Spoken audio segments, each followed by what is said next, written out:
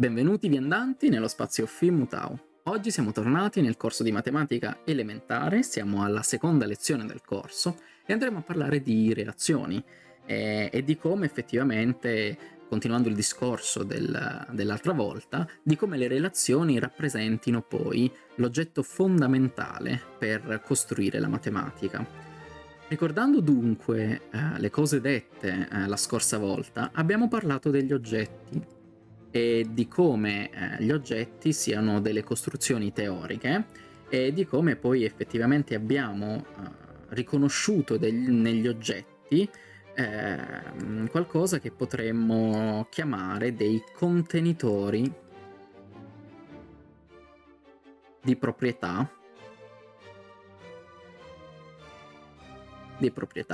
Cioè abbiamo detto che gli oggetti sono in fondo il risultato di quel processo di astrazione e di generalizzazione che abbiamo visto e di analisi che il soggetto compie nell'osservare la realtà.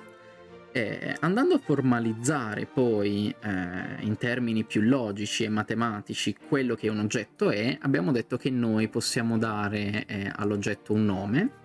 Nel caso della matematica gli oggetti saranno indicati come dei punti a cui è associato un nome, di solito una lettera maiuscola dell'alfabeto latino, e quindi ci dobbiamo andare a chiedere a questo punto come costruire, come è possibile costruire il concetto di relazione tra gli oggetti. Vogliamo quindi costruire, innanzitutto, il concetto più semplice di relazione tra oggetti, il concetto più semplice di relazione possibile. Per far ciò, quindi, oltre ad avere un oggetto, dobbiamo averne anche un secondo, che in questo caso chiameremo B maiuscolo.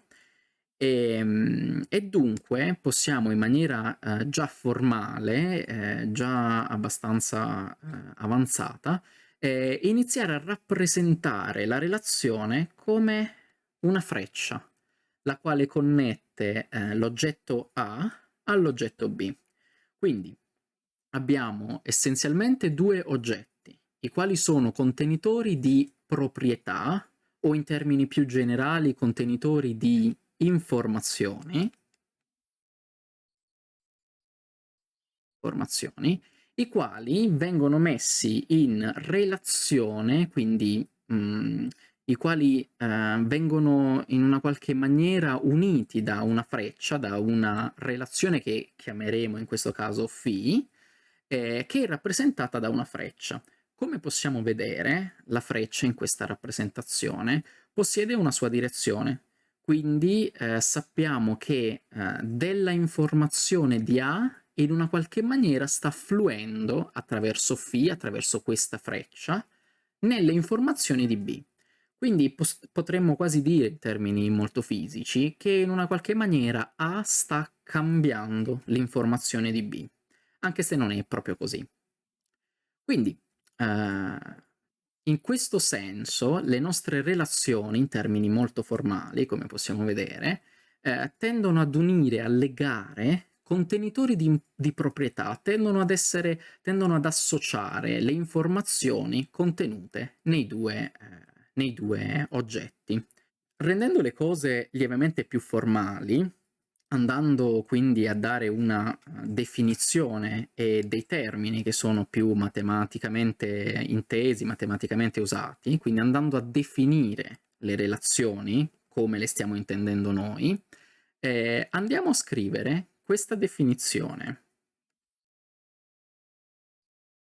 Allora, dati due oggetti A e B, e sarà importante capire che in questa definizione i nostri oggetti non sono caratterizzati per nulla, quindi non stiamo ancora andando a parlare di come questi oggetti sono costruiti nella nostra teoria matematica, ma stiamo andando invece a parlare in termini totalmente generali.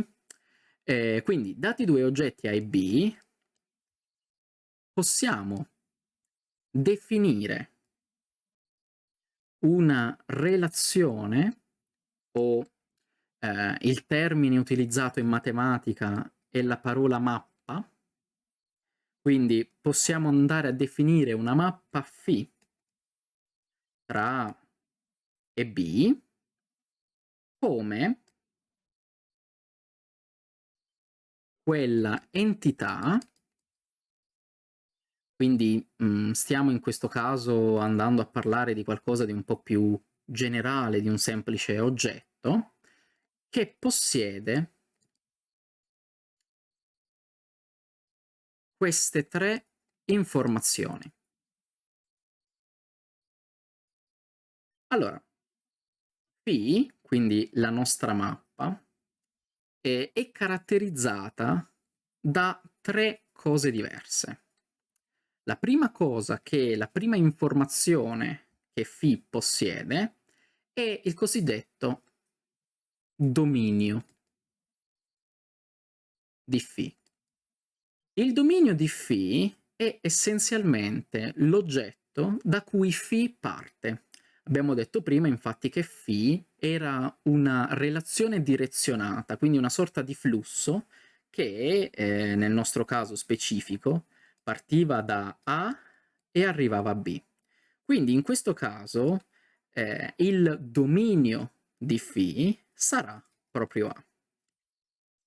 Dopodiché abbiamo l'informazione del codominio di Φ, cioè dell'oggetto a cui Φ arriva, quindi della fine del flusso che Φ rappresenta. In questo caso sarà B.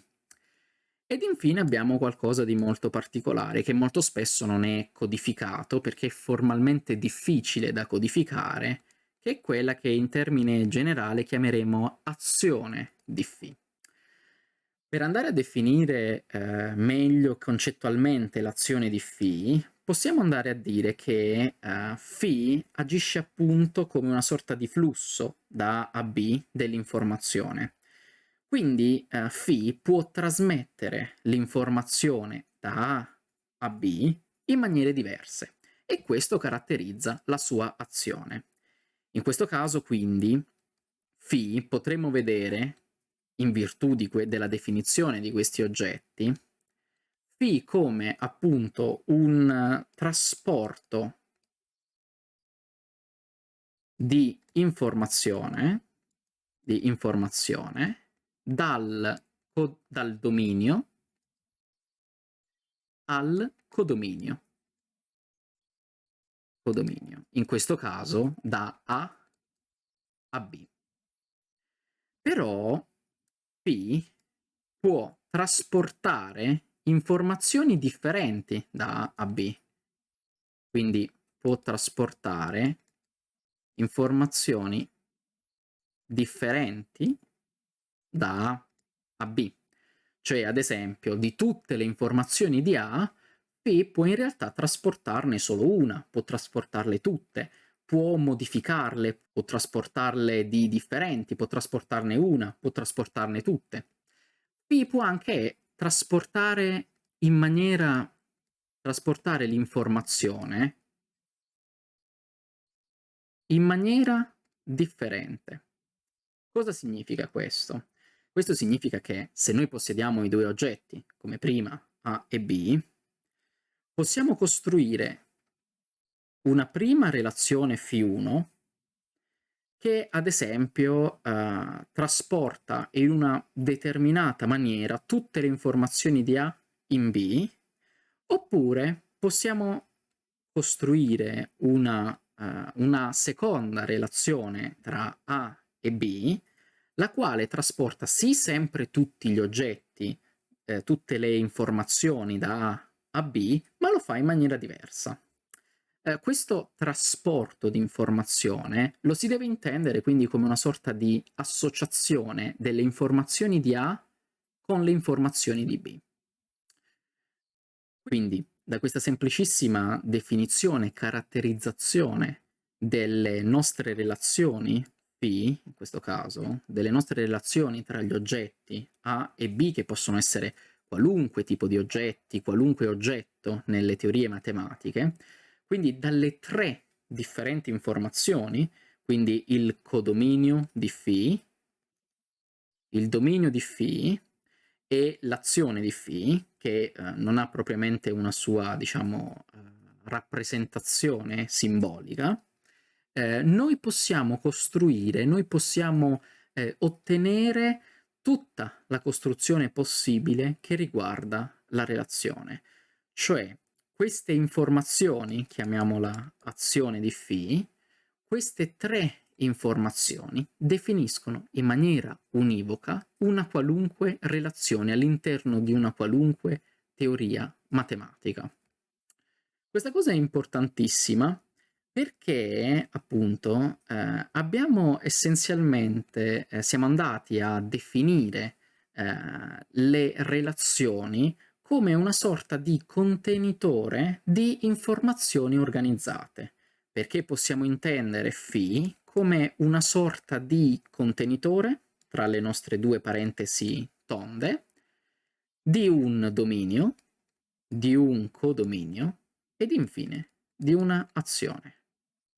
Quindi, andando a definire in questa maniera le relazioni tra i nostri oggetti, andandole a caratterizzare quindi come un contenitore di informazioni, possiamo andare a riconoscere nelle relazioni tra gli oggetti degli oggetti stessi. Cioè, abbiamo detto che gli oggetti sono contenitori di informazioni, contenitori di proprietà. Le relazioni, invece, che sono dei principi relazionali, cioè vengono generati dalla presenza, dall'esistenza di più oggetti, le relazioni invece le abbiamo incatenate, le abbiamo caratterizzate come dei contenitori di informazioni, però delle informazioni un po' particolari, un po' più strutturate. In questo senso, quindi, le nostre stesse relazioni, seppur degli oggetti un po' più complicati, sono ancora degli oggetti. Cosa molto importante quindi da notare in questa costruzione e in questa analisi vera e propria delle relazioni, in questa riduzione delle relazioni in termini formali, in termini matematici, è che le relazioni, in questo caso φ1 e φ2, sono ancora degli oggetti e possiamo costruire delle relazioni tra le relazioni. Questa costruzione qui di relazioni nelle relazioni sarà indagata a breve, sarà indagata nel corso di matematica alta, perché appunto tutte le strutture che verranno dette strutture alte della matematica, quindi possiamo parlare della parte più avanzata della matematica contemporanea, partono proprio dalla definizione di relazione di relazione. Quindi, ricapitolando in breve le cose dette in questa brevissima lezione, abbiamo ritrovato che le relazioni tra gli oggetti, chiamiamoli in questo caso φ, sono caratterizzate essenzialmente da tre cose. Sono caratterizzate da una loro sorgente, che abbiamo chiamato dominio, sono caratterizzate da quello che in una teoria, nella teoria delle categorie che andremo ad esplorare a breve, sono caratterizzate da un target, cioè un bersaglio, cioè il codominio, cioè dove l'informazione, dove la relazione giunge, ed infine sono caratterizzate da un'azione che molto spesso è detta anche grafo della nostra relazione. In questo senso, quindi, abbiamo applicato una costruzione, seppure teorica, seppure totalmente astratta, una costruzione analitica, abbiamo ridotto quindi l'informazione, abbiamo ridotto il concetto di relazione a queste tre differenti proprietà, queste tre differenti strutture, tre differenti costruzioni, e da questo abbiamo riconosciuto nelle relazioni tra gli oggetti, abbiamo riconosciuto degli oggetti stessi, entro i quali possiamo costruire altre relazioni. Ora, questa parte della matematica, presentata in questa maniera, può sembrare davvero molto molto astratta. Quindi vorrei, per terminare questa lezione, darvi una sorta di esempio pratico, che poi andremo ad esplorare anche in maniera formale in altre lezioni. L'esempio pratico è questo. Supponiamo di possedere delle etichette numerate. Noi possediamo 3 differenti etichette numerate e supponiamo di avere da quest'altra parte delle mele un po' bruttine. Abbiamo 2 mele. Essenzialmente, in questo caso, andiamo a parlare dell'oggetto A come dell'insieme della collezione delle nostre 3 etichette e invece dell'oggetto B come dell'insieme della collezione delle nostre mele. La cosa che possiamo fare, cioè le relazioni che possiamo costruire tra questi 2 oggetti, è una relazione di questo tipo. Noi possiamo prendere un'etichetta di A e appiccicarla su una delle 2 mele presenti in B. La questione importante è quindi che l'informazione contenuta in Φ ci dice questa cosa, che il dominio di Φ è caratterizzato da etichette, che il codominio di Φ è caratterizzato invece da mele. Quindi in questo caso Φ rappresenta la nostra azione di connettere, di appiccicare le nostre etichette sulle nostre mele. Ovviamente Φ può fare questa cosa, può scegliere, può essere la relazione che appiccica solo l'etichetta con il numero 1 alla prima mela e basta. Quindi le altre 2 etichette non verranno appiccicate. Oppure Φ può fare questa cosa, può appiccicare entrambe le etichette 1 e 2 sulla stessa mela.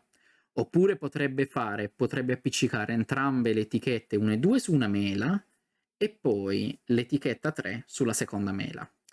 In questo caso, quindi, stiamo andando a caratterizzare, stiamo andando a vedere differenti azioni della nostra Φ. E con ciò, quindi, se noi possedessimo anche come Φ agisce sui 2 insiemi di etichette e di mele, cioè qual è l'azione di Φ, noi potremmo andare in maniera chiara, in maniera univoca, a definire la nostra Φ. Se una di queste 3 informazioni che caratterizzano Φ dovesse mancare, ad esempio se noi non dovessimo conoscere il dominio o non dovessimo conoscere il codominio o non dovessimo conoscere come Φ agisce, essenzialmente noi non possiamo definire Φ. Quindi le 3 informazioni che abbiamo dato per caratterizzare una qualunque mappa, una qualunque relazione tra oggetti matematici, sono 3 informazioni che sono necessarie per definire in maniera univoca la nostra relazione. Se, ad esempio, noi non dovessimo conoscere il dominio o il codominio della nostra azione, essenzialmente non potremmo proprio costruire la relazione, perché abbiamo detto che la relazione è quel principio relazionale, è qualcosa che sta tra 2 oggetti.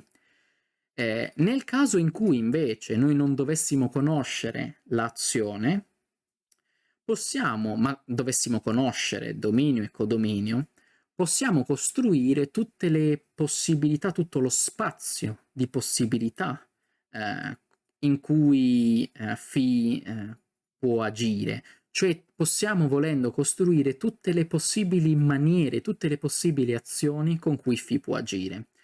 Questo è parte anche lo studio delle possibilità di azione, di tutte le possibili azioni di una mappa tra 2 oggetti, sarà poi alla base di quella che è la teoria combinatoria, che andremo ad esplorare nel canale.